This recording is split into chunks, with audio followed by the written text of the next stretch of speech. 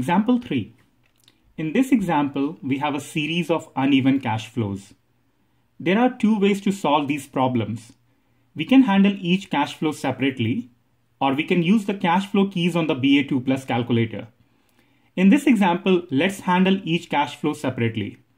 Now, we have to remember to clear the TVM registers after every step. So we will press second clear TVM keys. We don't have any cash inflow or outflow at time 0. So CF0 is 0. Before we talk about CF1, let's talk about the sign of future value and present value.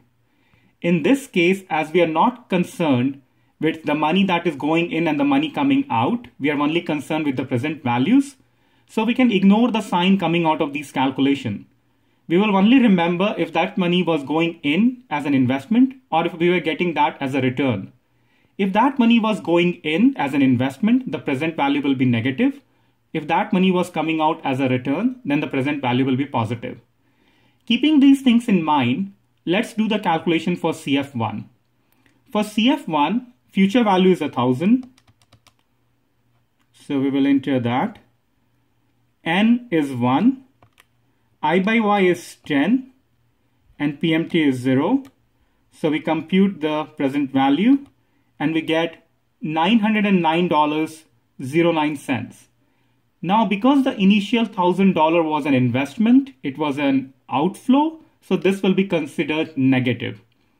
So now let's clear the TVM registers again. For CF2, let's enter the future value as 500. I by Y as 10.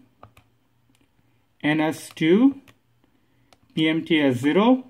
We compute the present value. We get $413.22. And this will be considered positive as this is the money that we are gaining. Now we'll press the second clear TVM keys again. For CF3, future value is 400. So we'll enter that. I by Y is 10. N is 3. PMT is 0. We compute the present value. We get $300.52. This will be considered positive.